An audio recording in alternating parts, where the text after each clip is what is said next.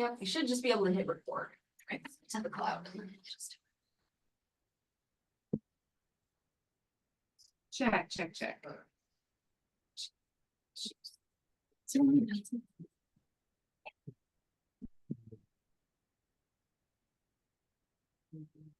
Okay, so Mary, when we're talking, we're muting, but when she's talking, we're unmuting.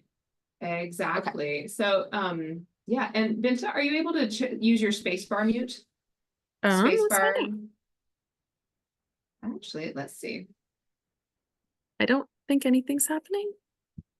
Yeah, we are still testing audio on this end, but we have some speakers set up now. We are going to introduce your voice into speakers and have you say hello, and to make sure people in the room can hear you. I might have to add these speakers, Marion. Okay. I hope to God you don't have to download a driver. Me too. Me too.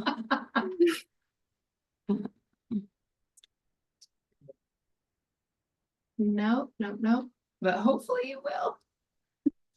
Because we're so excited to have a guest with us from Fairbanks who knows all about this.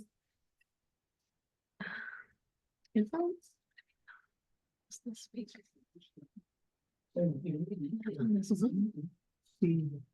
Coming out of the sky.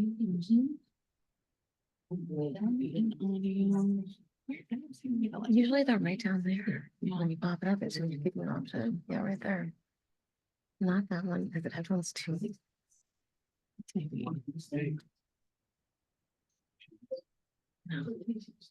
That came out of somewhere. Yeah, I think it's out of the speakers. Yeah. is it? Yay! Binta, go ahead and chat with us for a sec. Hi, I'm Binta. It's so great to chat with you for a sec. Can you hear me?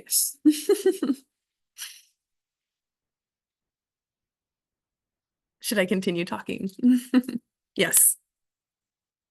Okay, let's see. What will I talk about this time? I already told you about my ducks. What else is there interesting? I didn't tell you the names of my ducks. Let's see. Got 2 Muscovy ducks, and their names are Daisy and Rangeley. And then I've got 3 new ducklings that just came last week. I'm still working out names for those ones. Oh, we're good? I can stop telling you about ducks? Beautiful.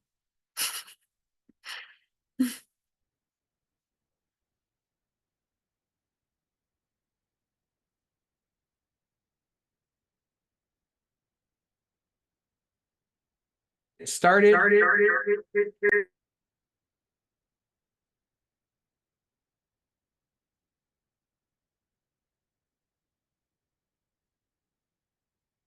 we go.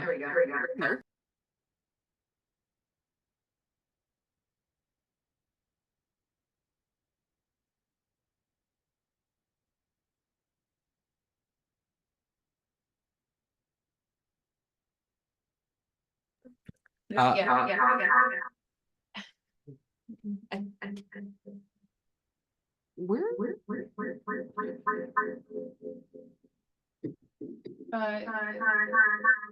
Is your stream?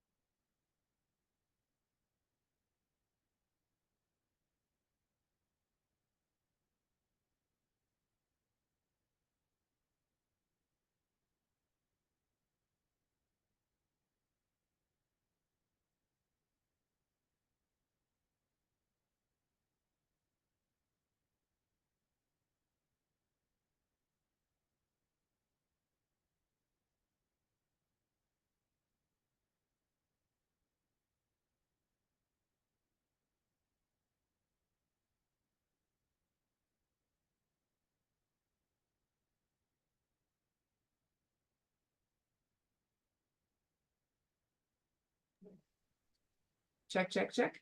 No feedback. All right. All right.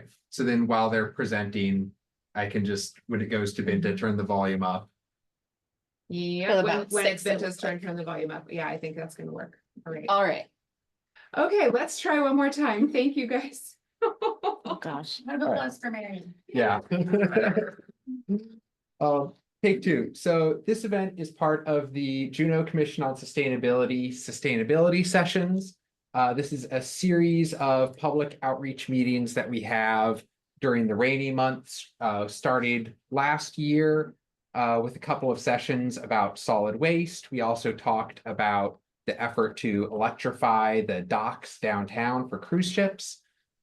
This fall, we are getting started off talking about garbage and bears, because this year there has been a higher than normal amount of human bear interactions. And I think we all probably living here in Juneau understand that's not a great thing. So we have a few guests with us here today to talk about this important issue. In the room, we have Abby McAllister from the Department of Fish and Game, talking about the good work they do to try and, help people avoid those sorts of negative bear interactions and what you can do yourself. We also have Diana Robinson from the city here to talk about CBJ stuff. And online, we have Binta Wold from the University of Alaska Fairbanks, who's doing research into how people in Juneau interact with bears. And I look forward to learning more from all three of them. Awesome. Well, thank you very much. Thanks. We have a smaller crowd tonight, but that's okay. I'm happy to be here because I do think that this message is an important one to share. I'm Abby McAllister. I do wildlife education and outreach for the Division of Wildlife with Alaska Department of Fish and Game. And what does that mean? Basically, it's my job to help communicate messages from within the division to the public, and whether that's wildlife safety or outdoor skills, or we have a change in hunting regulations. It's my job to help explain those to folks in a way that they can understand, and hopefully it's easy for them to understand it. But this time of year, we talk a lot about bears. And tonight, I'm going to talk about, basically how can we work to cultivate a coexistence with bears in Juneau that is sustainable. And so one of the goals, my goals today is that I really want to increase kind of your understanding of bear natural history. Raise your hand if you have lived in Juneau for. Are you sharing the presentation with the Zoom or just on Let's find out. share screen? Not sharing screen. There we go.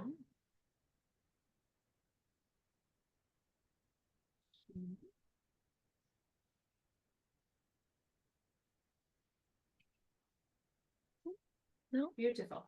Yes. And I think if I- you read in our presenter mode, you should be good to go. Okay.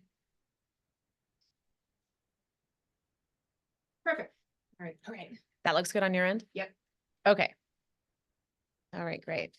So I was just gonna ask kind of the audience in the room, raise your hand if you've lived in Juneau, for longer than 10 years. Okay, same. And if you've had a bear interaction, say in or around your residence, right? Most of us have. And that's what makes it, we're lucky to live here. We get to have these experiences, and that's fairly uncommon compared to a lot of people who live in the US. So while a lot of you I know probably have a general understanding of bear natural history, what they do, how they spend their year, I want to expand that. And then I also want to help you understand kind of like what motivates bears. Why do they do what they do? And we all have a pretty good idea about that, but I hope to introduce some new information that you might find valuable when it comes to maybe making choices or changing habits. And then I really also want to expand the conversation and maybe ask some questions about how can we sustainably coexist with bears in Juneau? What can we do differently, better? I do think there's always room for improvement. I think when it comes to bears, as you'll see, we've seen some trends lately that I think we can sustainably address. So one of the reasons we have bears, and this is not news to any of you in this room or anyone online, we live in Juneau, Alaska, and we are surrounded by amazing, fantastic bear habitat. It's very much like other cities in Southeast. We live in an area that is rimmed by ice fields and glaciers and alpine and meadows that are rich in a lot of habitat that bears need to survive. If we zoom in, This is a view, of course, we pulled into a view of, this is the Mendenhall Valley. And it's an example of how our neighborhoods in Juneau are buffered by things like anadromous salmon streams, like Montana Creek and Steep Creek, alpine meadows that, you know, boast a lot of summer berries, a lot of forage for bears in the summer months. And we have designed our own neighborhoods, as you can see just by looking at this, to have these kind of wonderful green belts and buffer areas and trails that we like to use. Bears like to use those as well for, you know, they can safely move from one area to another, they can rest and they can find a refuge. In short, we've situated our community directly up against wonderful habitat for bears. And I like to think that bears, as a result, have experienced something a little bit like this. You know, they have always been here. I think that now as we have more visitors coming to town, they're kind of like, wow, okay, you know, or we see a bear walking through the parking lot of the Lemon Creek Breeze-In. It's like, oh, well, that's not a place I'd expect to see a bear necessarily, even though we all do know that we're pretty close to where they've always been. Okay. So what type of bear do we have in Juneau? Well, we have both black bears and brown bears. The vast majority of urban bears that you see within our city are black bears. Why does this matter? Well, black bears have evolved in a treed habitat. So they are more likely to find a refuge up in a tree, to go up a tree when they feel threatened, or to use trees as babysitters for their cubs. Brown bears have evolved in a treeless habitat. So they typically don't have those habits. So it's not uncommon to see a bear napping in your backyard up in a tree. And chances are when, you know, the sun goes down, that bear's going to go down and go about its business. Brown bears are occasionally seen around Juneau, but typically it's north of town, closer to Cowie Creek, Berners Bay area. We have had reports of brown bears spotted like along the Salmon Creek Trail. And we did have one actual confirmed report of a brown bear on Douglas Island around 2019, but they're pretty rare to see in Juneau. But the thing is when it comes to an urban setting, our recommendations for these bears are the same. And so really there are two things that motivate bears. One, to look like this lovely guy right here on the left at the end of the season, and also reproduction. Bears are truly driven by those two things. They are tied together very distinctly. Of course, getting as fat as they can helps to facilitate their winter months spent in the den. Bears that go into the den with a really solid body condition will come out of the den being much more able to withstand spring conditions. Well, maybe it's a long spring where the green up happens late.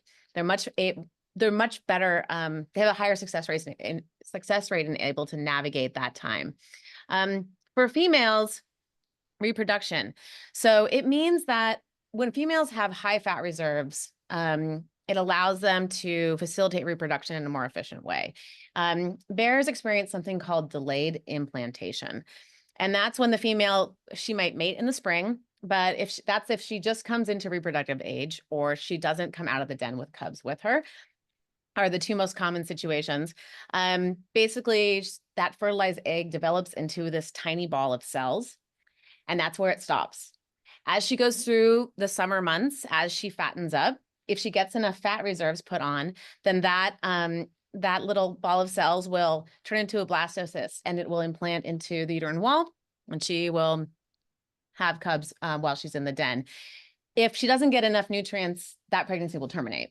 And so when she enters the den in particularly good condition, it's not uncommon for her to have 2 or 3 cubs while in the den. So really, these are the two main things that drive, the choices of bears throughout the annual season. So when it comes to bear reproduction, the mothers raise the cubs. We probably all know this. The males don't have any involvement really. Brown bears don't begin to have cubs until they're about 5. And the cubs will stay with that bear for about 2.5 to 3.5 years on average. So it's quite a long time. And then with black bears, they'll keep their cubs for about 1.5 years on average. And black bears do tend to have more cubs on average than brown bears. And then hibernation for these guys lasts for from about October through April. But with milder winters, or if there are food resources still readily available, that time of entering the den will be delayed. Or if they enter hibernation into the den rather in poor body condition, they have been known to wake up in the middle of winter. So it's really important for bears to get as much forage as they can. Of course, moms raise the cubs, so they teach the cubs what to do and not to do, how to survive. They learn habits on where to find food, where the right bear trails are, and what to avoid from their moms. And so at the age of 1.5, for black bear cubs, they're kicked out by mom. And they truly are, we call these yearling cubs, they truly are still finding their way in the world. They're just like teenagers. They're long, lanky legs, big, kind of awkward ears. Their body size is kind of disproportionate, and they really, truly make some bad decisions, not too unlike my 16-year-old. They are still trying to figure out where the boundaries are, where the best food resources are, and often they don't get the prime areas. So, for example, and I'll talk about this a little bit more, but if there's a prime area to find forage, a older, likely male black bear will have that prime area in the evening when there's fewer humans around, whereas that yearling might be only able to access that area when that bear's napping. So in the middle of the day, for example. We get a lot of calls, and I'll just say before I move off the slide, we get a lot of calls in the spring, early summer, about these yearling bears because they are really, truly getting into trouble. So it is one of the important things that we tell people is let's help them learn good habits. So that is really like pushing them off of, pushing them out of areas where we know they shouldn't be on garbage or other attractants. We'll talk more about that later. Actually, we can talk about that now as we talked about what bears eat. You guys probably all know this, but bears, I like to call them opportunistic omnivores. And you can see here, I mean, in the spring, the bears will follow the green up from shoreline all the way up into the alpine as the year progresses. Sedges are a really important food for them in the spring. But as you can see, it's diverse. Their diet is diverse. And, one thing to look at with this slide, we all know that they eat salmon and blueberries and all that. But this slide, think about the caloric output versus caloric input. So the amount of work that it takes to catch enough salmon in a day to get those caloric needs that a bear might need are pretty great. To get enough sedges in a day to fill that belly of a bear is quite a lot of work. And so, if a bear had to choose from bird seed in the spring from someone's bird feeder who's still out, or sedges, what are they going to choose, right? Caloric intake and effort versus caloric value and gain. And then salmon versus leftover burgers or lasagna or fish tacos, all those things. And so, how do we know what bears are eating and when? Well, I have the story of a Juneau black bear. In the early 2000s, a black bear was collared as part of a study in the Mendenhall Valley. This area, of course, as you guys know, consists mostly of residential homes, and it's buffered by tracts of green. These GPS coordinates that you see here, these yellow dots, were taken over the course of the study, and they reveal this pattern in the bear's movement as it foraged for foods, both natural and unnatural. These particular GPS points were taken from April to early June during the day. So you can see that this bear was using that green area kind of in the lower left-hand side of the screen. That's right near the cinemas. It's now condos, but it used to be this, green area. He's also using areas kind of like on the fringe of the neighborhoods, and was also frequenting the alpine. At night, the GPS points revealed that this bear was going in and raiding garbage cans and looking for food in some of the areas of the homes. It wasn't a surprise to folks, but this time frame is also from April to mid-June. What they then found is from June until late July, when the berries ripened up in the alpine on Thunder Mountain, this bear went up and foraged on blueberries. Now, the takeaway from this is that when natural foods are available, bears will move off and forage on those natural foods. But this is not always the case. And So it really highlights the importance of us doing our part to secure attractants and garbage, which, we all know, but I just love this kind of this data because it shows that if they're not given an opportunity, they will move on. And it's also probably comes as no surprise that for us in Juneau, garbage is our absolute #1 attractant. There's no question about that. Two terms that you may have heard or may not have heard, but I want to introduce because I'm going to use them as we go along. Food conditioned and habituated. So food conditioned means that a bear has learned to associate humans or neighborhoods or human things with a food source. Again, it's that positive reward with very little output. And so if that bear learns that it can dump over that garbage can and get a reward, it's going to come back, do it again and again. And then habituated is that a bear basically does not change its behavior in the presence of humans, or it has become so adjusted to humans that it is not easily alarmed by their presence.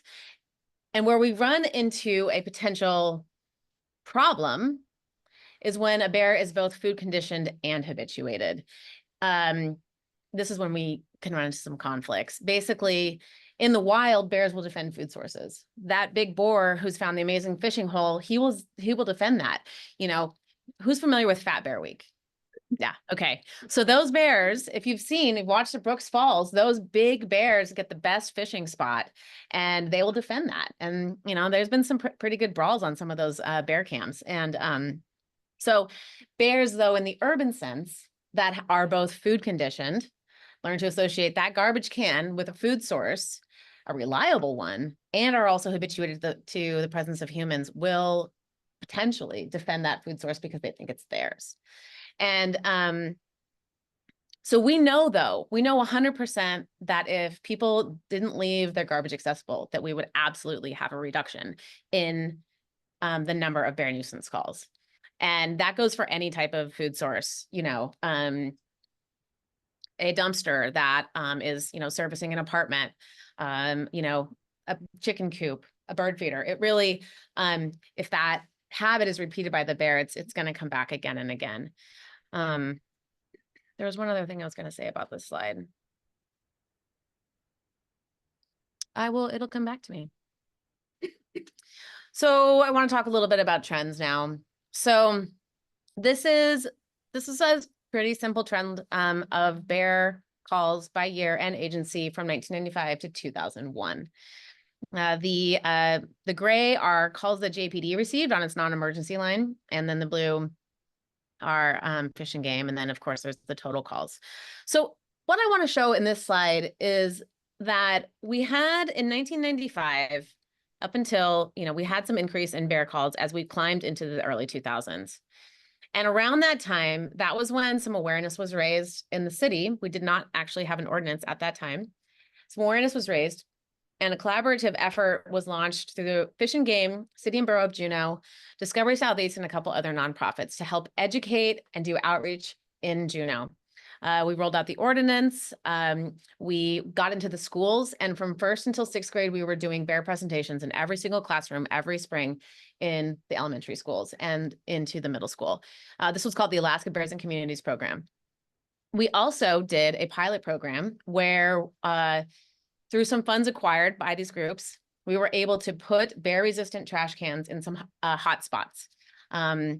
These were neighborhoods where folks did not have access to a reliable storage area for their trash cans, whether it's a garage or a secure shed. And so they were provided with bear-resistant trash cans over the course of the study period. And I think it was like, Carl, you can correct me if I'm wrong, but I think it was like 2 to 3 months that these cans were provided to these residents for use at no cost.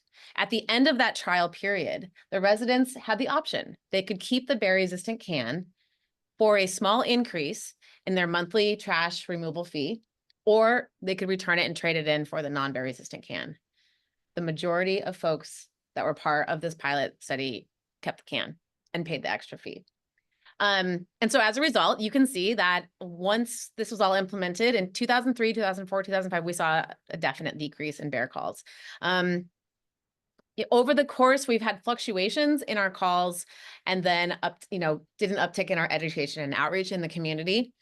And I'll just kind of, this is what worked. So this is our ABC program in the schools. Yes, this is me doing community canvassing, walking around, putting stickers on cans that people thought were bear resistant, but weren't. You may have seen one of these yellow stickers on your trash can. That was me.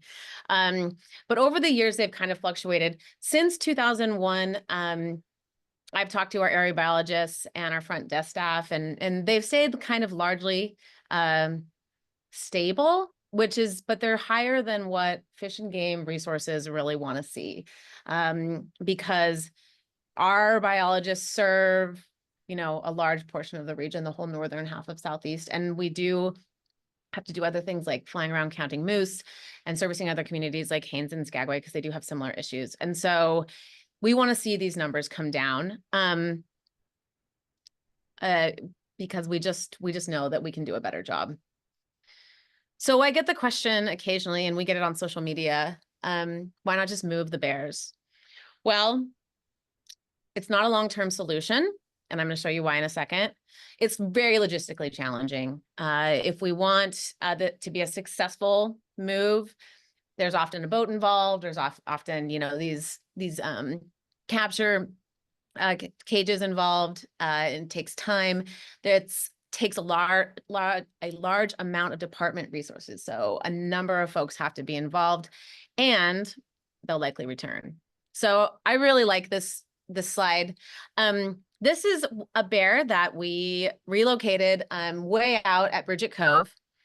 And within roughly 8.5 days, the bear had made it all the way back to its home range, which was only around 3 miles squared in the Mendenhall Valley. Within 8 days, it had come back. They really know their way home. So that's why we don't do that. Solutions that are sustainable. So the Interagency Grizzly Bear Committee is an agency that certifies, or a group that certifies cans as bear resistant or not. They go through some really rigorous testing with brown bears. And one such option is this Kodiak can right here. I've seen some of these IGBC cans that have been certified in action. Fortunately, the bear in Sitka has a couple brown bears, and they will put some goodies inside the cans that they know that these bears really want to get at. They will test the Kodiak can. They tested this year a new toter can that just came out. They tested just a standard flip lid can, like our recycling cans. And then they also tested one that's very, very similar to the cans that are distributed right now in Juneau, that has the bear claw on the top. Didn't have the claw on the top, but it was very similar with that mechanism. I can tell you, it's very entertaining. There are some cans that fare better than others. This can that I'm showing you here was fantastic. It lasted the absolute longest, and the new toter can that has recently been certified by the IGBC, I believe it was 2023, fared well as well. I think they did a lot of what we like to call like CPR on it, where they jump up and down on it. They couldn't get in.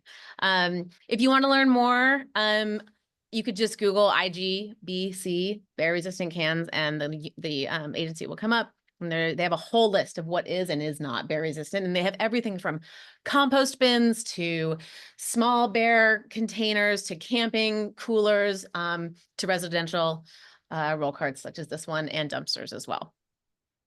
So that could be a good resource. And then as far as dumpsters go, this is what we recommend. It has to have that metal lid with a locking mechanism. You can see there's like a little latch there in the center, right above the words Great Western. It needs to be on a flat pad that has chains that come down and is secured on either side.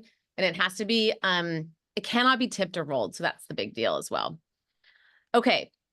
Now I kind of want to talk a little bit more about some stuff that happened downtown this summer that I observed, that our biologists observed. And it kind of opened up for me the big question of how, as Juneau residents, how do we want to view bears? And you know, how do we want to be viewing bears in this manner? Do we want our visitors that come to town to be viewing bears in this way? And you know, I think also how, as residents, do we want to experience them? Because I think that most of us want to view bears very much like this.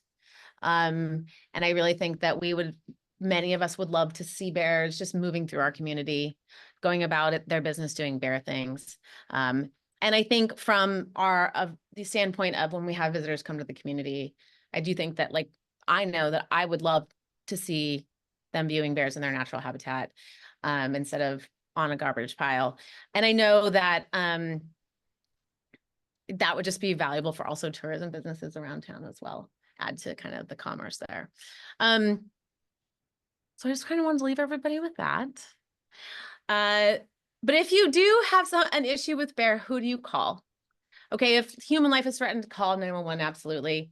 You can also call the non-emergency line for the Juneau Police Department. The Alaska State Troopers are on here. Carl Koch is our area biologist here for Juneau. And you can email him. You can also call our Douglas main office during regular business hours. And if there's something we can help you guys with, we absolutely will. Yeah. Can you just emphasize the non-emergent police line is who you call if somebody's trash is unsecure and you want Right. somebody to enforce it. Right, absolutely. Fish and Game doesn't have the authority to do Yeah. that. So for those online, what Carl was just saying is that we can't enforce a ordinance violation, which is, we do have a city ordinance. It's basically that you can't leave, you know, attractants unsecured. They have a list of what those attractants are. And so if a bear is getting into garbage, that's who you call, is Juneau Police Department. And if you have, like, you want to borrow a loan or electric fence because you have chickens and you're concerned about a bear getting into your chickens, you know, that you can call us and we can help you with that. Or if you just have general questions about how to secure your trash, we're happy to help with that as well.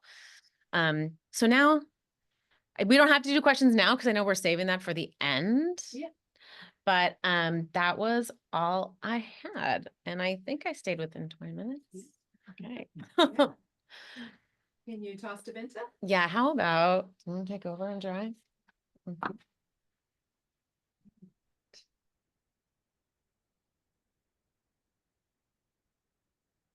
Okay. Binta. All right, so should I try to share screen now? All right, let's see here. Okay. Let me know if you can see this here. All right, can you see that?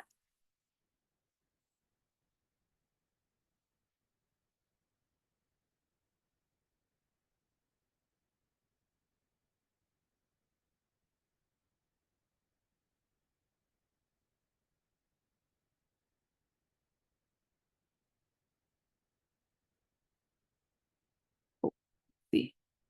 I'll communicate with you by chat since we can't have our mics on. Awesome. Can you see my presentation? Things looking good? You like a thumbs up? I think that's a thumbs up. Amazing. I'm gonna go for it. Great. Cool. Okay. Well, hi everybody. My name's Binta.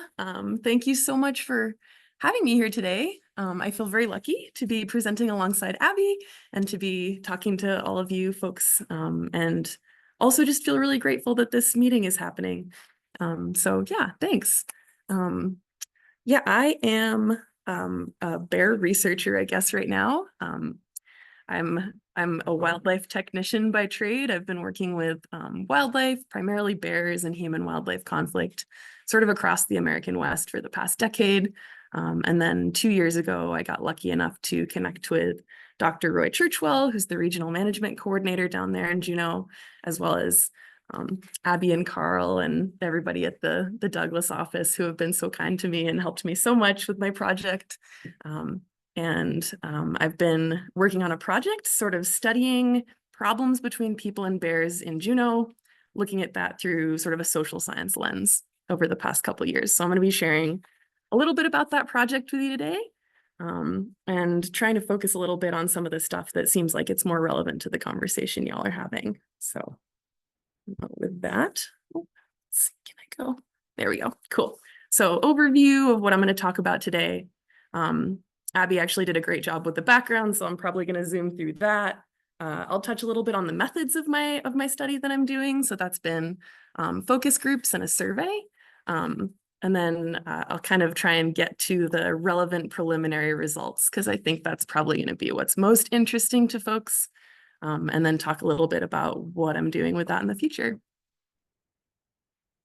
So just to start off, I'm not the only person working on this project. I've got an incredible team of academic advisors, and we're actually going to be doing sort of a collaboration with an artist as well as a part of the project.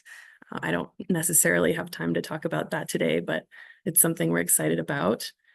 So just some of the folks that I'm working with here, and then also the whole Juno community. So couldn't do this without everyone in Juno who has helped me. Yeah, Abby talked a little bit about, how Juno is great habitat for bears. It's also great habitat for people. And so there's a lot of bears and a lot of people. And so there are a lot of interactions between bears and people. Everyone I spoke to when I was down in Juneau a couple summers ago had a bear story. So this little story here is one that I think was told to me by 5 different people at different focus groups, where a bear falls through the skylight at a kid's birthday party and then takes a cupcake and walks out without harming anybody. Sort of sounds like an intense story, but some of these stories were happy stories, and some were, of course, problems, conflicts, I guess you could call them.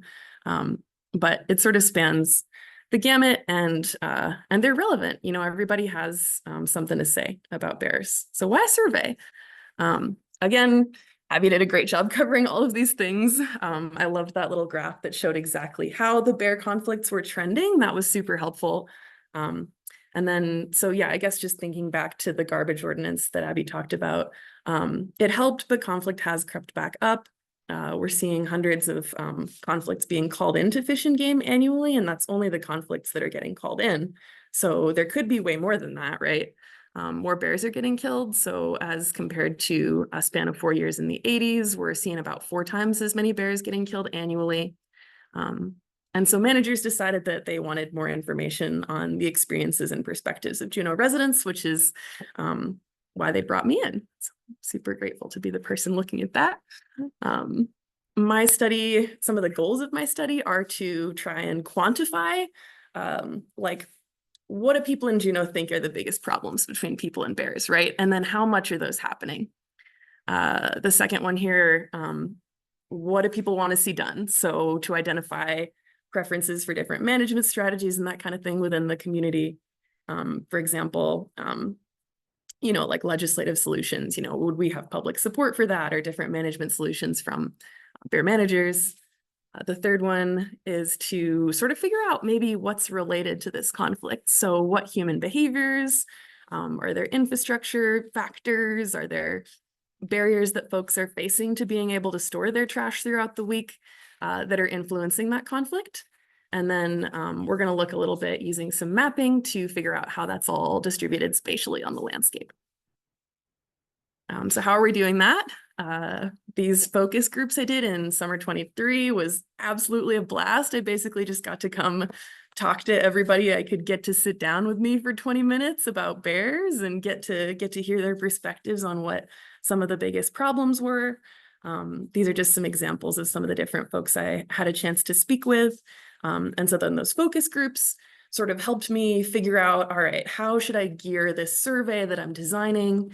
And so then I designed and tested the survey in the fall and winter of 23-24. Thank you to everybody who helped me test the survey. I know it took a long time. It was way too long. I cut it down and made many other important changes. And then I distributed the survey in May. So we sent out 5,000 postcards to a random sample of Juneau residents that I got from the voter registration database filtered with people by people living in Juneau. And we had a few different incentives. So we had $100 gift card drawings to increase our response rate, to see if we could get folks responding to that. And then in August, I sent out sort of a second mailer to everybody who didn't respond yet. And we had sort of randomized incentives within that mailer as well, It's been shown that a $2 bill will increase response rate rather significantly. So some people got that. Some people got a cool vinyl sticker. Sorry if you didn't get $2. I know my sticker's not that as cool as $2, but I doubled our response rate. So that was super cool. We got a pretty good response now. And then I'm still working on the final follow-up, which is just some non-response bias questions to make sure that the sample we're getting is representative of the Juneau population. So this is the postcard you would have seen if you were in my sample, which takes you to this website, which you can visit if you'd like to, which takes you to the survey. You don't have to read this. The text is too small. Don't worry about it. I'll tell you what happens. These are just a few of the different pages that you might see if you were taking the survey. So just wanted to show approximately what it looks like. Cool, the exciting part. What have we learned so far? So I've got a couple disclaimers. This is the disclaimer for the focus groups. So first I'm going to share some of the key points that we took away from the focus groups, and then I'm going to share just some trends from the survey because we haven't finished analyzing our data yet. And so I don't want to be like too over enthusiastic about saying I know what the answers all are yet. So disclaimer for the focus groups. Focus groups are a social science tool that will give you qualitative but not quantitative data. So focus groups I can say, some people in Juneau believe, but I can't say 70% of people in Juneau believe. So this is just a subset of folks who I spoke to.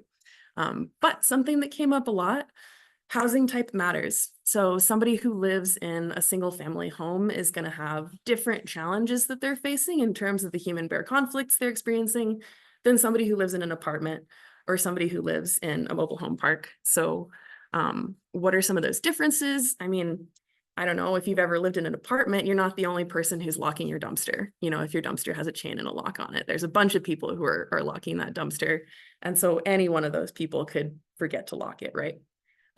Also, residents aren't making those decisions about what garbage infrastructures they have. And so even if they could pay more to get a bear resistant trash can, usually their landlord is the one who's making that decision. So that's some of the interesting stuff with like apartments and condos. Single family homes, it's a little more about, do these people have a garage? They often do. And then what time is the trash put out every week and what kind of trash cart are folks using? And what other attractants do they have at their home, that kind of thing. And then with the mobile home parks, something I heard is that a lot of folks don't necessarily have access to a garage. And then I heard also that some folks wouldn't necessarily feel comfortable leaving their garbage in, if they have a shed or a breezeway or something like that during the week because they felt that bears might be able to break into those structures. So housing is potentially a significant factor. Another thing that came up was, and this, won't be surprising, especially since Abby talked about it, garbage infrastructure matters. So these are the bear carts, the bear resistant roll carts that are most widely distributed in Juneau right now. And they don't work. I guess I'll show you a little video. Let's hope nobody sues me. This is pretty widely known. There's a little video I'll show you after this, but basically bears can jump on them or shove them and the latch opens up. So that's unfortunate because those are the ones that folks are mostly using. This second little picture here on the left, this is not a bear resistant trash can, but it has a latch on it. So it seems like it would be. And so a lot of people think they are. And then this is just a generic picture of a dumpster. So yeah, there aren't any bear resistant models of dumpsters available for residents to rent in Juneau. But as Abby touched on, if you've got the metal lid, if it's chained to the ground, if it's chained shut, that does make it more bear resistant, but that's a few different human behaviors that have to be done correctly in order for that to be effective. We have way more roll carts than dumpsters, but looking at these numbers, 7,600 roll carts, that's, gosh, even if there's, one roll cart per family instead of one roll cart per person, it ends up a lot of people using those 600 dumpsters. So even though there's fewer of them, there's a lot of people using them. All right, I'll show just a little bit of this video here if it works. Thank you, Girdwood Bearware, for letting me use the video. And this is just an example of what happens when a bear maybe shoves one down some stairs. If you go down in the woods today, you're sure of a big surprise. That's probably If you enough. go down in the woods today, you better go in disguise. So that's one thing we're dealing with. Okay, the survey, results from the survey so far. So here's my second disclaimer. Survey research is a social science tool that can give you quantitative data and allow you to make statements like, 70% of Juneau residents believe X, but we're not there yet. So I'm still getting responses coming in. I'm still assessing some of the non-response bias, and I'm still working on my statistical analysis. So I'm not going to share any actual numbers or statistics yet. But I am going to share some strong trends that I'm seeing. They could still change as I analyze the data. And I'm excited to have my data analyzed this winter and to share that with you guys as soon as I have it. So just to start off with some framing, is there a problem? Are there problems between people and bears in Juneau? Perhaps this won't come as a surprise. Our orange and red colors here are strongly agree that there are problems between people and bears in Juneau. So yes, there's a problem, but suspense. This is so cool. I got so excited when I first saw this. These two questions here, and Abby predicted this, of course. To what extent do you agree with the statements? I enjoy living in a part of the world where there are bears. For me, the benefits of living alongside bears in Juneau outweigh the challenges. So, when we talk about humans and bears and the interactions between humans and bears, we are often talking about the challenges because that's what we have to solve. That's what we have to work to change. But I think it's worth framing this as a part of like a bigger system, right? So not all of the interactions between people and bears are negative. And in fact, a very strong majority of people so far are reporting that the challenges, the benefits outweigh the challenges. So I think that's kind of cool as we're progressing through talking a lot more about the problems. So let's define the problem. What do Juneau residents think are the biggest problems? What are they seeing? So gosh, I'll just read the question. To what extent are you concerned about each of these issues? So this is kind of, I see this one as, why do we care about this? And these three on the top here, these are kind of about safety. So personal safety and the safety of other Juneau residents and tourists. These two in the middle are more about property damage. And then these at the bottom are about the safety and well-being of bears. So this was also super cool data when I first saw it, because, oh my gosh, people are far more concerned than I necessarily expected in terms of how they relate to these other concerns about the safety and well-being of bears. People really care about bears. So this is kind of cool, seeing, and there's a little bit also here, I highlighted the ones that we've got the strongest majorities on. The safety of tourists also comes up as something that folks are concerned about, and that's obviously relevant to downtown. Okay, we care a lot about bears. We care about people, of course. Also, what's actually happening? What are the problems that are happening? And are they big problems? Are they little problems? So asked about a number of different things that came up in focus groups, and perhaps unsurprisingly, the most serious problem, I think there was only a handful of people who said that it wasn't a problem. For the first couple of months, nobody had said it wasn't a problem, is bears getting into trash. So that's our reddest category here. But there's a few other ones that came up as important also. So other big problems that people are reporting are people getting too close to bears, bears getting into compost, bird seed, pet food, or other food attractants in yards, and then bears acting bold and unafraid of people. And then this was another one, I had to ask it slightly differently because it's not really about, it's more of like a future concern. But a lot of people also agreed or strongly agreed with the statement, I'm concerned about the future impacts of climate change on bears or on human-bear conflict in Juneau. So unfortunately, that's the only climate question I had in my survey, just because I had to cut it down so much, but might be interesting to sort of look into that more in the future. So how much are each of these things happening, right? So far in the past, we've had data from reports to the police and to bear managers. But what if you ask everybody, right? Because a lot of folks aren't necessarily reporting these things. So of everyone who responded to my survey, we're seeing some pretty high numbers, high percentages on some of these conflict types. So I asked about 2023. So in 2023, did this thing happen to you? Orange is yes once, and red is yes more than once in 2023. So top left here, a bear got into garbage at my home. If really a quarter of Juneau residents had bears get into their garbage at their home in 2023, you know, that's a lot of people. It's like 30,000 people in Juneau. It's a lot of, I'm not great at math, but that's like a lot of people. Top right here. This one's interesting. I saw a person or a group of people acting in a way I didn't like towards a bear.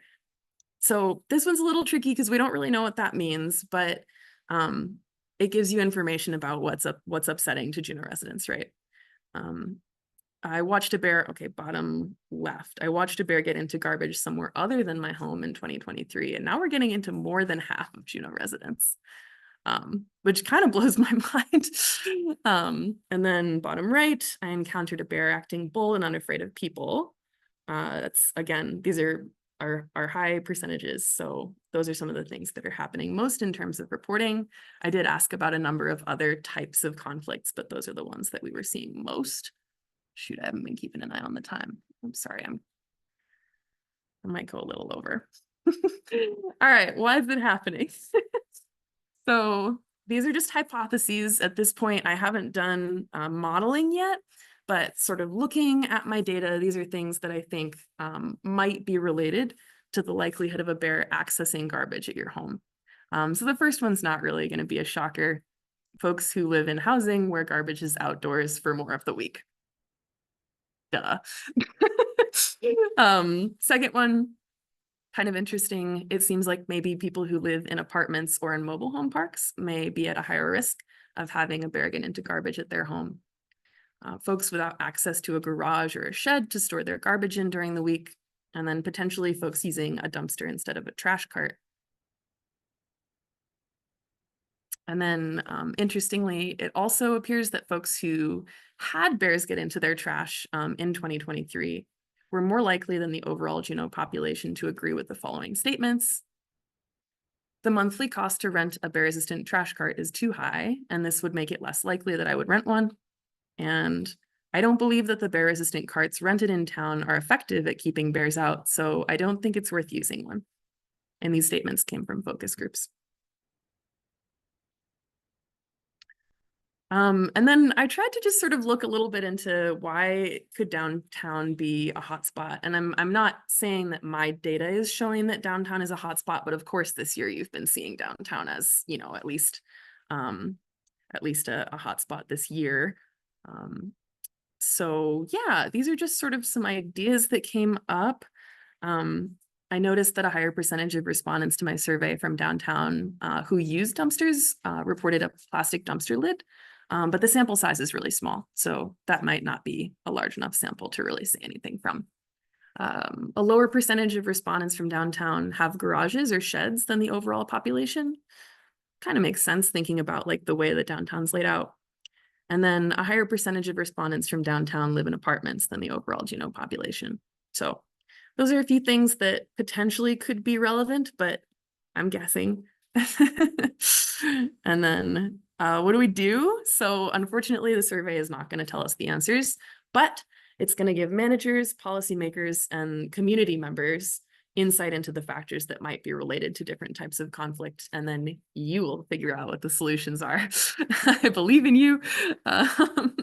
It will also provide insight into public support for different management actions. So I'm intentionally not bringing those up now specifically because I think it's important for me to know a little more about what my story is before I'm bringing up specific solutions and talking about support for those.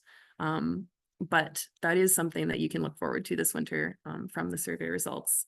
And I'm just really grateful that you want to listen. So I wanted to just express thanks to everyone who's here today and everyone who cares about this and is taking the time to genuinely open up conversations about it. So thank you. And next steps, I'll be analyzing my data, writing and publishing, hopefully, and sharing information back with the community. And yeah, I guess with that, that's all I have right now. So I'm not sure, yeah, if you want to do questions or if there's another speaker, but I suppose I should stop screen sharing, see if I can figure out how to do that.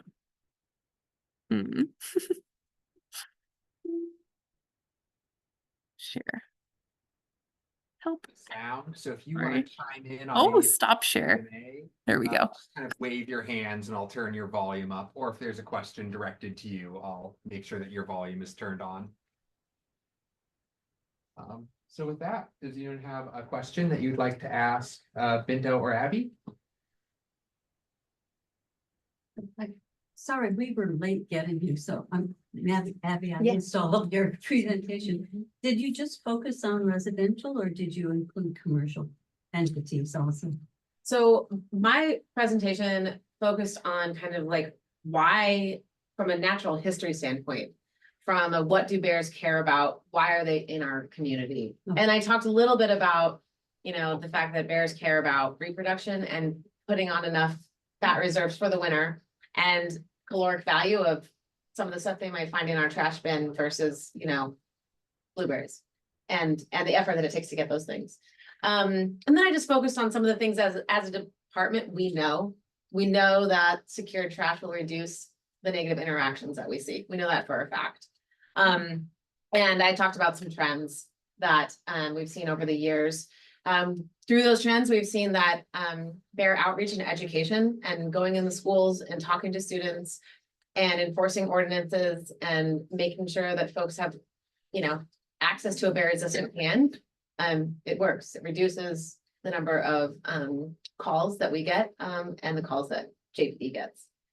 So I kind of summarized those. Yeah. Thanks. But so I would follow up with Binta, is that Binta? Did your survey survey any commercial entities, especially downtown? Great question. So since my survey was sent to Juneau residents, I did ask if there were any food service business owners or if anybody lived in housing that shared a building with food service producers. And it's possible that that will show something, but the samples for those two were so small that I don't think I can really make any statements. They came up in focus groups. Definitely folks talked about it in focus groups. I think it would be fascinating to do a survey of businesses as well, you know, but yeah, my survey focused more on residential, I suppose. Yeah.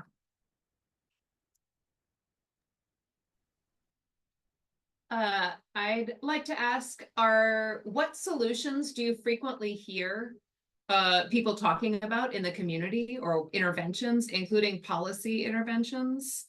And which do you think would be effective or ineffective?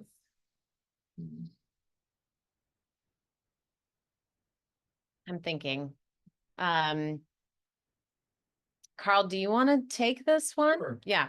Would you mind standing up? So Yeah, here or? yeah, just there, just where you are is fine. So my name's Carl Koch. I'm the Douglas Area Management Biologist for Fish and Game. And I think it takes a little bit of everything, you know. Abby's in the education realm. I mentioned earlier, I kind of emphasized that we don't have enforcement authority because both of those things are important. They've done studies in North America where they had different parts of a city, I think it was Canada, where some did just education, some did just enforcement, and some did none of the above. And the areas where they did education and enforcement were the things that were most effective. And so I think you need both, but we've got to have better trash resistant ways for people to secure trash so they can succeed too, though, because enforcement is also a little bit challenged when we talked about how the bear resistant cans are kind of mediocre. They failed the test that Abby was talking about. We didn't really emphasize, but the ones we have here in Juneau used to be certified and that got taken away. because they had to tweak them so they could empty into the trucks easier, and that reduced the bear resistance. They're still, I think, better than a non-bear resistant can, but some bears have definitely figured them out. Does that kind of answer your question? I can add on to that if I could. So as far as like actual like policy changes or recommendations that we've heard, in canvassing, I've heard that from businesses that there needs to be better solutions for kind of the volume of trash that's produced in certain areas of town. And whether that's apartment buildings, whether that dumpster is emptied more often, so that trash is not spilling out because you can't latch something if it's overflowing, or businesses that produce, a lot of food waste, those are hard to keep latched and emptied on a regular basis. Especially if they're not large. And then just to speak to what some of the other communities in Southeast have done, which I think are relevant because it's something that we could think about modifying and implementing in Juneau.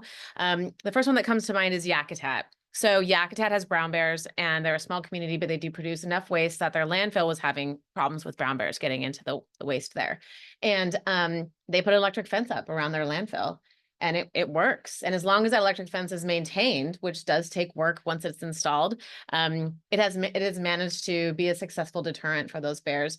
Haynes is working on a similar solution around their landfill.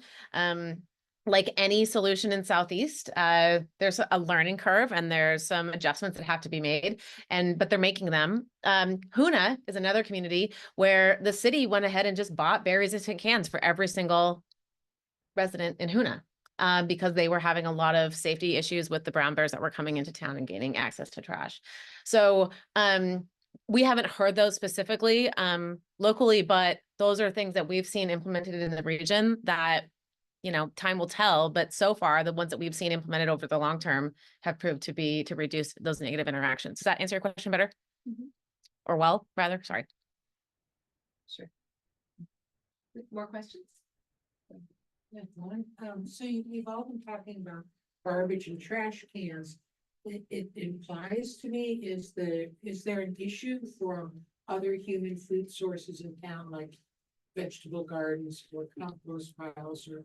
That's a great question. I'd say to a far lesser degree, but yeah, we do hear about it. We don't have a lot of fruit trees in Juneau, but fruit trees can be an attractant, especially when that fruit is ripe and falling on the ground. One time we had a bear, the poor thing made itself slightly tipsy on some fermented apples that had fallen on the ground, and poor thing. But so that can be an attractant. Compost piles can be an attractant, especially if they're not the hot kind of compost. And of course, we always recommend folks that they don't put like meat scraps in their compost, which I think is kind of a well-known rule in general with composting. But veggie gardens, I haven't bumped into that as being something that's been kind of high on our radar. Birdseed, yes. Calorically, birdseed is very high in value for bears, and also hummingbird feeders as well. Yeah.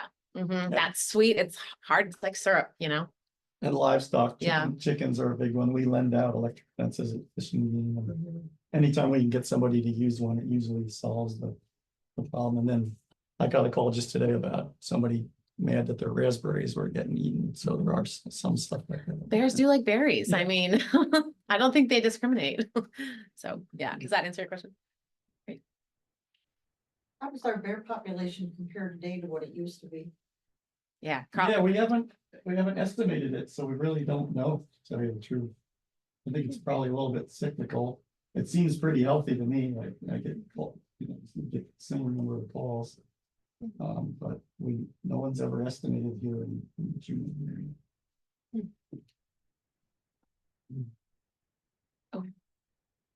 Downtown food court has a major problem because it has a major number of garbage cans.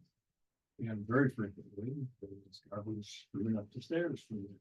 What are our enforcement options to get the folks who are responsible for those 10 or so cans to take better care of them? Yeah, that's a good question to ponder. And there's a couple of areas of downtown when we frequented downtown this summer, there's a couple areas of downtown that operate very similar as that area.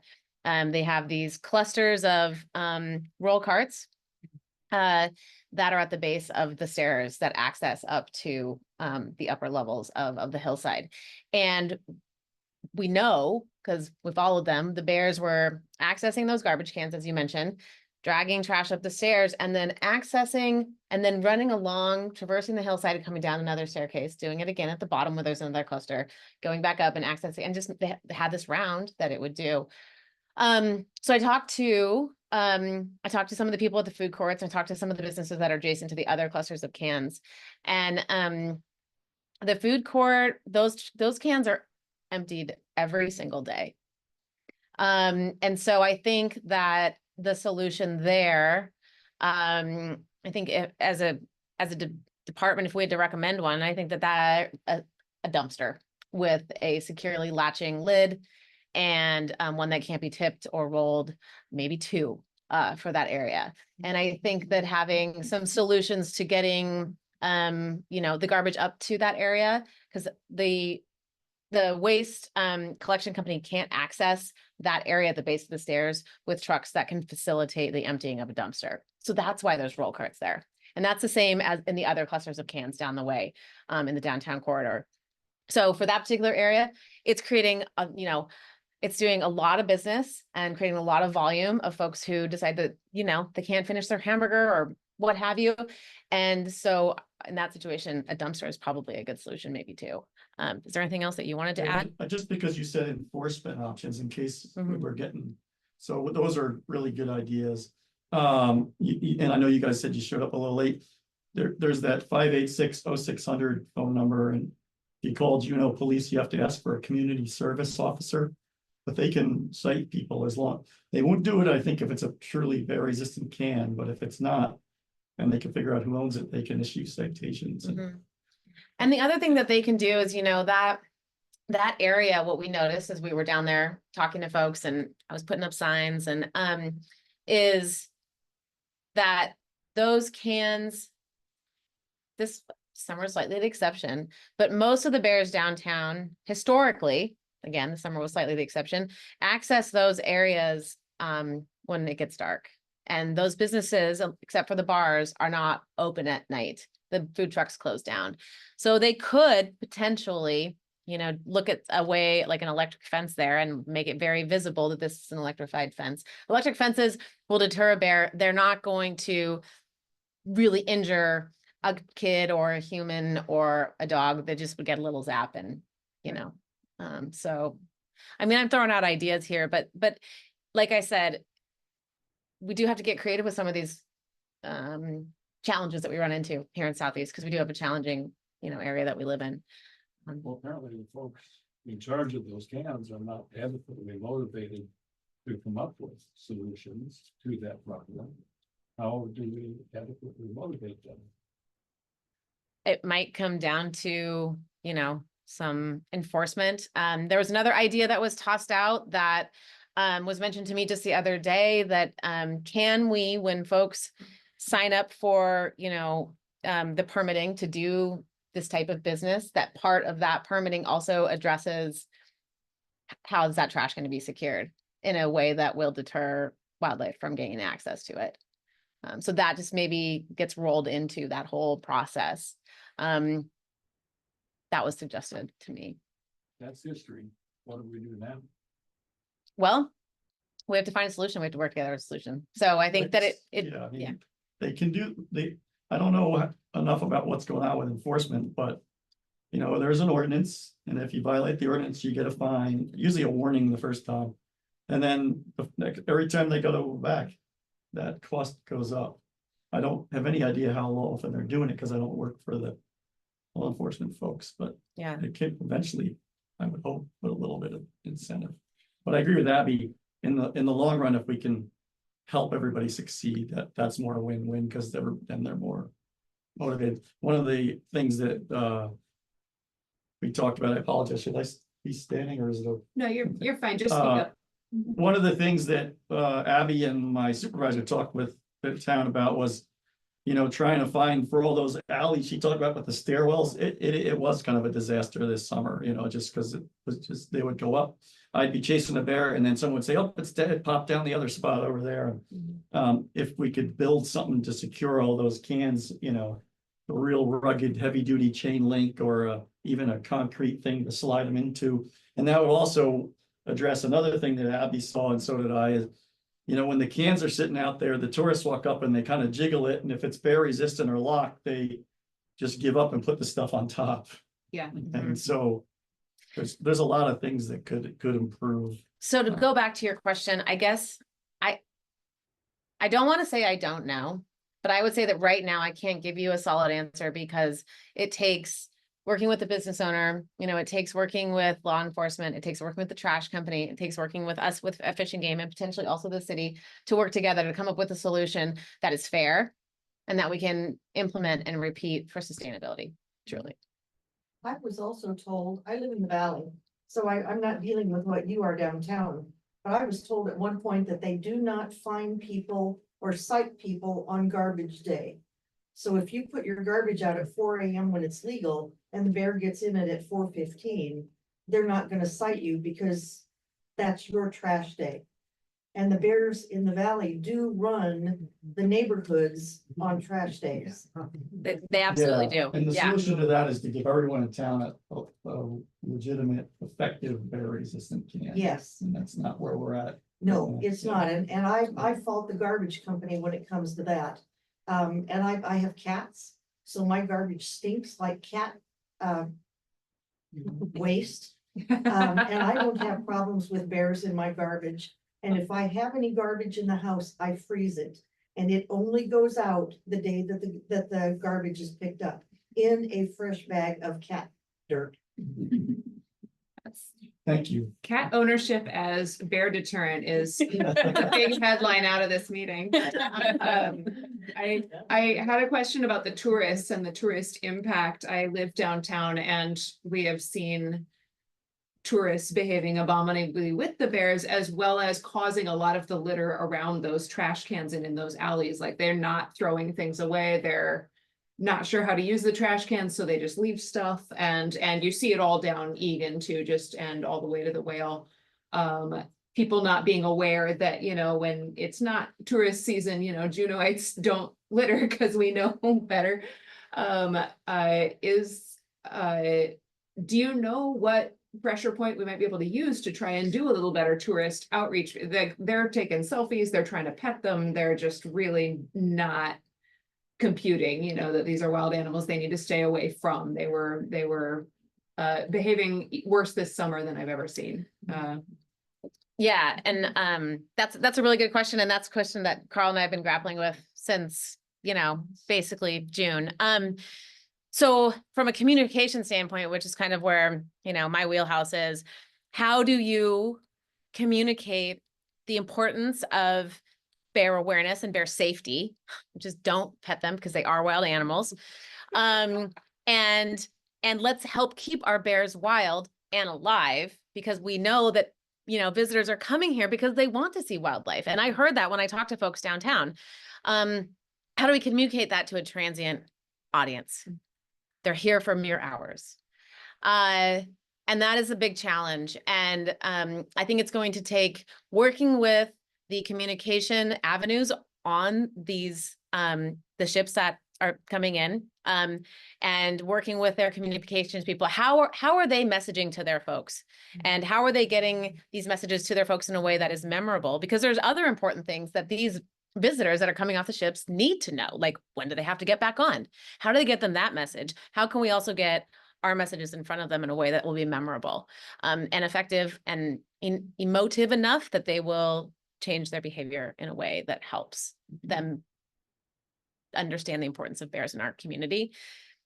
It is sometimes when I think about that, it seems impossible, but I don't think that it is. It's just one of our very unique challenges again. And I've been working with our tourism director. She's put me in touch with the tourism bureau here in Juneau. And also I've been in touch with some of the folks who are doing the communications messaging on the ship. Have I been able to ground truth whether or not those messages have been delivered. I have not, I have to be honest, but they've gone out. So yeah, it's not a direct answer to your question, but in some ways I feel like that's the answer. That should be a major outcome of this meeting. That in the process of redesigning our relationship with the cruise ship industry, and we're beginning to see just the beginning of that with Proposition 2. We need to tell them what they need to do in order to enjoy the use of our community. And that's one of the things. Right. They need to certify that they are adequately warning people, not only about bears, not to leave their trash around. Behave themselves generally when they're in Juneau. There's only one Juneau, and we have a monopoly. Yeah, and I think that, that there's a lot of good reasons for those messages besides just, we don't want to see trash in our city. Like I mentioned in my presentation, bears that are food conditioned and also habituated, we can run into a situation that we thankfully have never run into in Juneau ever. We don't want to. So we want to prevent some kind of unsafe situation that could happen as a result of all of these factors culminating. Save your bears and save yourself. Right. I mean, I'm almost at the point where maybe that's our message. I don't know. I don't know if we're there yet, but it feels like we're tiptoeing there. I'm going to take this opportunity to plug next month's sustainability session that JCOS is planning is going to be on the topic of cruise ships and sustainability. We're planning on having Alex Pierce, the city's tourism manager, come in so we can talk about how the city is messaging that. We're working on getting some people from DEC to come in about how the ships are regulated. So a lot of that session is going to be focused on air and water emissions, waste from the ships going to our landfill, but how tourists are interacting with bears could be another great question to bring up with that group of panelists as well. Put it on the agenda, please. Happy to come back. What date? We're tentatively scheduled for October 16th. Some of the DEC people we're talking to might not be available that day, so 16th, but keep your ears open. Okay. Do you have the email list? Or can you make an email list real quick to, yeah? Yeah, I've got a sign-in sheet Oh, right okay, over yeah. there. There's a sign-in sheet, and if you add your name, then we can make sure you get found out. We have a question here. Well, kind of a question, kind of a, I'm from Ketchikan. I own Southeast, my husband and I, we own Southeast Fence, and we actually are moving into Ketchikan or into Juneau now. We just did the Dare Ball Field, but some of the solutions, we have the same problem with bears. We Yeah. have bears coming up on my deck. We have, they're just looking for food. We build enclosures. One of the things that we're trying to do with our city and borough is any new builds, maybe make it a regulation, maybe have some kind of regulation that says any new builds, we have a garbage enclosure, those cans go in, and eventually over the years, as people are building new houses and we have new apartments, our bear problems and our garbage problems start to get smaller and smaller. We probably in the last, year, probably build 60 enclosures in Ketchikan because of this same problem. And in those areas, you notice it's gone down. Their problems have gone down with getting into garbage. We have some that are 6 enclosures, like if you ever been to Ketchikan at the landing, they have those Yeah. big dumpsters. We can make them beautiful. They don't have to be ugly. We can have nice slats. You can, so there's so many options there.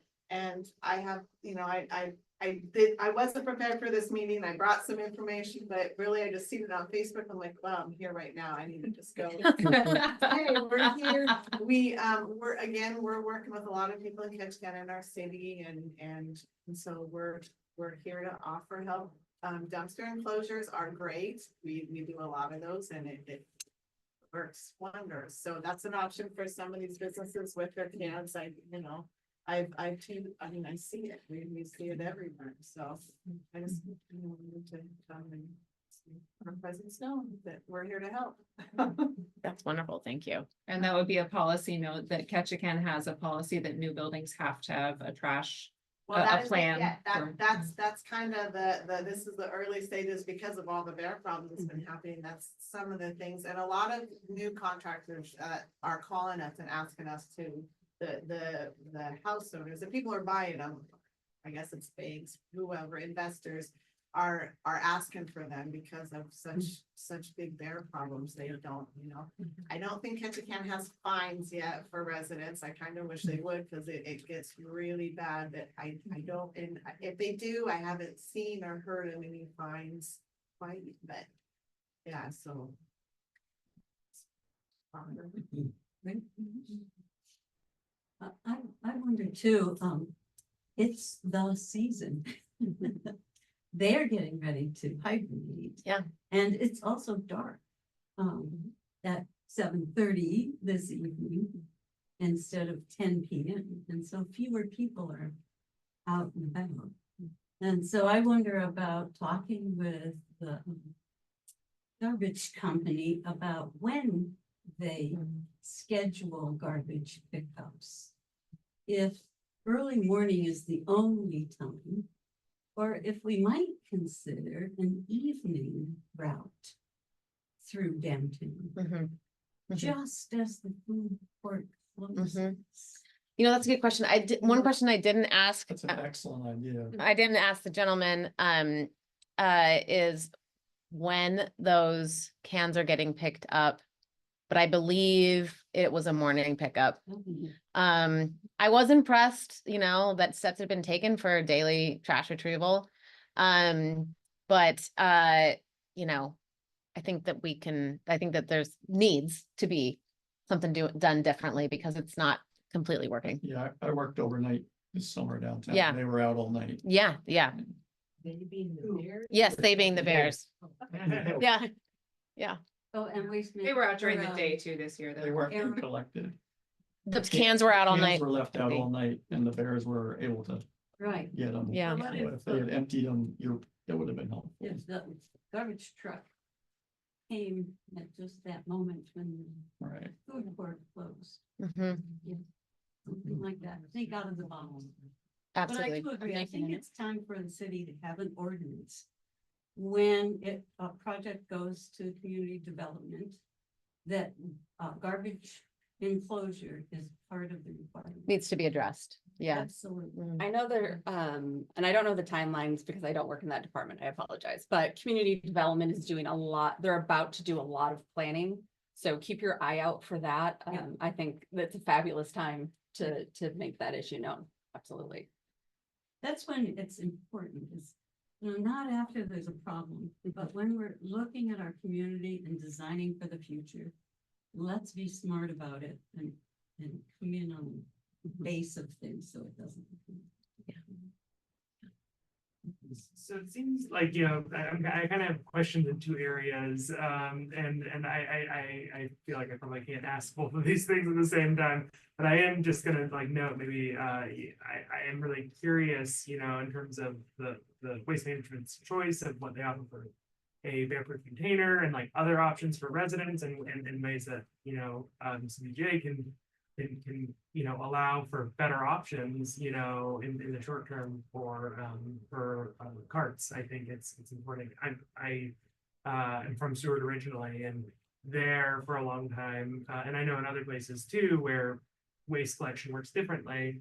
There were, citizen campaigns to get carts too, right? So whether it's HUNA, the city's buying it, or a nonprofit organization that offers good bear-proof cans, I think that's important. And I guess I am just really curious. I know, with their loaders, there's probably requirements that they have, and they can't use old carts, but what are those requirements? How do we adapt to those? I think more clarity from waste management there, and looking at what are the carts or cans being used in other cities of the size, using their system.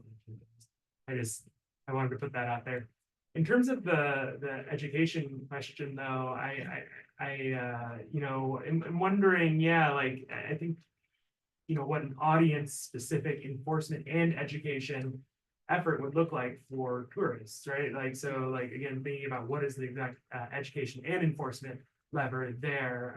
I worked in Brooks Camp, Brooks Falls, like you mentioned, for a summer, and we, with every single person that came there, I think sometimes over 1,000 people a day, we put them through bear school. And Yeah. so there's the question of, and it's fun for people, right? Because it's like, people want to learn about bears, it's educational, you keep it light, you keep it relatively short. I think, for the cruise ships in this context and things, is there audio visual component. People don't have a lot of attention span necessarily, and they're kind of, so I wonder, what are these ways that we can get the cruise lines to, consistently put that. And of course, there's still going to be failures, and then to that point, is there a particular enforcement option? I think that's a question that I would love to learn more about too. So I guess all of those things noted, I was wondering specifically, kind of thing from an enforcement perspective. Is there like a documented like best practices or like standard procedure that people in the room know at least for how when it comes to enforcement and JPP they define secured and like what, right? Because what those standards are, and is there a way that we can communicate that to people? Because I think if enforcement and people both understand this is what secured means and this is what like best practices look like, I think like that and have it be science-based, I think that's seems important. So that's all that, and that's my question. I'll briefly touch on that, and then I'll let Carl elaborate if he feels like I've missed anything. But when the ordinance was written, was a number of years ago. And I think that some of the feedback that has been discussed within the division here in Douglas, how it relates to Juneau specifically, and how we've seen other ordinances evolve in other communities in Southeast, there might be opportunity for more specific language that defines that, so that there is clarity when it comes to how each individual situation is addressed, vetted, and then whether or not they choose to, give a warning, issue a citation. I can tell you that there's a lot, the community service officers really try to do a lot of talking, a knock and talk, where they'll go introduce themselves, talk to the homeowner, and try to see if they can, first just really kind of help the homeowner overcome that particular hurdle that might be from preventing them from adhering to the ordinance. But I did want to say that we've seen in other communities that there's opportunities for more clarity in the ordinances that do exist. So I just want to jump in real fast. We should probably do 10 more minutes and then wrap it up because we need to close down the building. Sure. But also one other thing about our ordinance, if you go on the CBJ website, there's a bear information page, and it does have some guidance about that. And Yes. presumably that's what like community service officers and stuff refer to. Exactly. Yeah, it is spelled out a little bit in the language of the ordinance. Like Abby said, I think it probably could use a little bit of work and updating that, but there are guidelines within the ordinance itself. I wonder in terms of updating or just at least like more advanced thinking on it, because again, there's different audiences, right? And so homeowners, is there a way that we look at and think about the ordinance when it comes to talking about like property managers and for apartments and things, way that again with the tourism interface. Yeah, that's great. Carl, did you want to add anything on to what I mentioned about that? I think you covered through. There's room for improvement, but yeah, I think you covered it. How many bears are we killing today versus what we killed 10, 20 years ago, 30 years ago? It's cyclical. I'll be honest with you, we're at 5 this year and all of them were downtown. And that was in part because of bears getting into jewelry stores and a real need to get the bears that were getting into stores downtown. And when I say stores, I mean, I chased one and it went right through a crowd of people with the employees blocking its path on the way out with their iPhones instead of scaring everybody out of the way. And that's just a really dangerous situation. I'm kind of between a rock and a hard place on that. But it ranges. We've had a couple of years. I've been 10 years in my previous job, and we've had some years where it's been 1. And I think 2020 it was upwards of 16, which was just pretty horrible. We had 2020, for those who don't know, was a year when the natural foods were scarce, and then bears just really have at it with the stuff. And the other thing I should mention real briefly, because I know we don't have a lot of time, we're not killing bears just for getting garbage typically. If they're causing property damage or they're posing a real threat or they're, severely injured or something like that. But a fed bear basically is a dead bear. It can be. It's the more they get given food, the more a problem it is. And then they're habituated, like you were saying. Yeah. But if we have a quarter of residents experiencing garbage break-ins, then Right. obviously we're not actually killing bears at anything like that rate. So Right. like Right. a fed bear is like maybe step 1 to a dead bear as opposed Right. to, yeah, if 25% of Juneau residents are having trash break-ins and we killed 5 bears, that's a huge gap. Right. A lot of them get to roam the landscape still, but we can do better though. Yeah. From a human standpoint, Right. yes, yeah. But from a messaging perspective, that's a really potent soundbite and one that could be really useful with the tourists too. Yeah, yeah. You don't have to put the asterisk of 1 out of 200 fed bears will potentially, but yeah. Well, yeah, and that's what we started to finally, this summer, I just was very direct. You may have seen them, these signs that we plastered on those, basically at the entrance of those stairwells that said, keep Juneau's bears wild and alive. Don't feed them, don't touch them. They are wild animals. QR code, go here. Whether they did it or not, maybe I need to make it bigger and more flashy, and maybe it also needs to be, as we were talking, I know we have one thing I thought of from an education standpoint, when it comes to educating hunters on making choices on whether or not they harvest a male or a female mountain goat, for example, we have them pass an online test. And they have to pass the test in order to be issued the permit in order to harvest the animal. What if, and I'm throwing this out and maybe I'm getting ahead of myself here, but I was just got me thinking when you were saying something fun and lighthearted. What if there's a quick little digital quiz that, the visitors take, and if they pass the quiz, they get a coupon to something downtown as an incentive, but they have to pass the quiz to get this little incentive. I mean, If they pass, they can get off the ship. that's a great incentive. That's a really solid incentive. I'm now fantasizing about large local artist created Yeah. signage on the docks and at the airport exit. And can we wrap those Yeah. garbage enclosures with beautiful artistic? We have begun Mhm. having Year-old. conversations like, Yes, we have, yeah. Abby has mentioned with the tourism manager. The cruise Yeah. ship passengers are also captive in their rooms with a giant TV Mhm. and are required to watch several announcements at the beginning and, various points in their cruise. And if we can, I think all of Alaska actually might be unified. This might be a state level question, because it's not as if Talkeetna is not having the same issue, even though they don't have the cruise ships directly parked in their yard, but having a required, very funny 30-second PSA created here that is like, these are your bear facts, you're going to bear school, and it's funny and it's fun and it's memorable, like that kind of thing would be required viewing on any cruise ship and would be easy to integrate into like the lodges and things like that. But it might be a state level rather than a Juneau level campaign, just as far as who funds something like that, since we share all these interests with, Ketchikan and every other ship every other city. That The good news- experiences tourism. The good news, not to interrupt, the good news is my education duties don't just stop in Southeast. I actually do statewide education with a whole group of lovely educators for fish and game throughout the state of Alaska. So, yeah, my duties don't just stop here.